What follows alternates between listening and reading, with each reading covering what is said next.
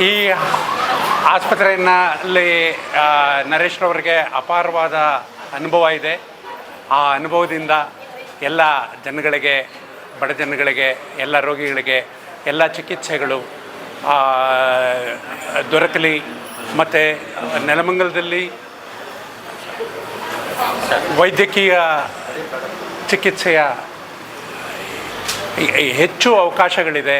ಇವತ್ತು ಕೂಡ ಬಹಳ ಜನ ಡಯಾಲಿಸಿಸ್ಗೆ ಮತ್ತು ಬೇರೆ ಟ್ರೀಟ್ಮೆಂಟ್ಗೆ ಬೆಂಗಳೂರಿಗೆ ಹೋಗಬೇಕಾದ್ದು ಮತ್ತು ಆಂಬ್ಯುಲೆನ್ಸ್ಗೆ ಕಾಯಬೇಕಾಗಿರುವಂಥ ಸಂದರ್ಭ ಇದೆ.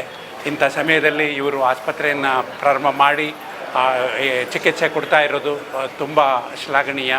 ಅವರಿಗೆ ಎಲ್ಲ ರೀತಿಯ ಸಹಕಾರವನ್ನು ಎಲ್ಲರೂ ಕೊಡಬೇಕು ಮತ್ತು ಅವರು ಇನ್ನೂ ಉನ್ನತ ಮಟ್ಟಕ್ಕೆ ಬೆಳೀಲಿ ಅಂತ ನಾನು ಆಶಿಸ್ತೇನೆ.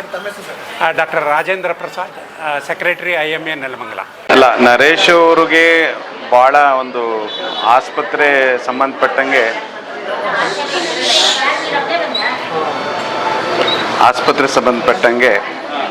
ಭಾಳ ಒಂದು ವಾಸ್ಟ್ ಎಕ್ಸ್ಪೀರಿಯನ್ಸ್ ಇದೆ.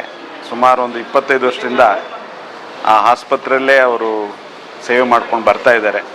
ಕೊರೋನಾ ಟೈಮ್ನಲ್ಲಿ ಮತ್ತು ಎಮರ್ಜೆನ್ಸೀಸಲ್ಲಿ ಪ್ರತಿಯೊಂದರಲ್ಲೂ ಅವ್ರಿಗೆ ಒಂದು ಡಾಕ್ಟ್ರುಗಳ ಜೊತೆಗೂಡಿ ಕೆಲಸ ಮಾಡಿ ಯಾವ ರೀತಿ ಪೇಷಂಟು ರೋಗಿಗಳನ್ನ ಆರೈಕೆ ಮಾಡಬೇಕು ಮತ್ತು ಮುಂದೆ ಆಗುವ ಒಂದು ಏನು ಎಮರ್ಜೆನ್ಸೀಸಲ್ಲಿ ಯಾವ ತುರ್ತಾಗಿ ಆಗಬೇಕಾಗುತ್ತೆ ಅದನ್ನೆಲ್ಲ ನೋಡಿಕೊಂಡು ಮಾಡೋವಂಥ ಒಂದು ಶಕ್ತಿ ಇದೆ. ಈ ಭಾಗದಲ್ಲಿ ಒಂದು ಹೈವೇಲೇ ಒಂದು ಸುಸಜ್ಜಿತವಾದ ಒಂದು ಆಸ್ಪತ್ರೆನ ಓಪನ್ ಮಾಡಿದ್ದಾರೆ ಈ ದಿವಸ.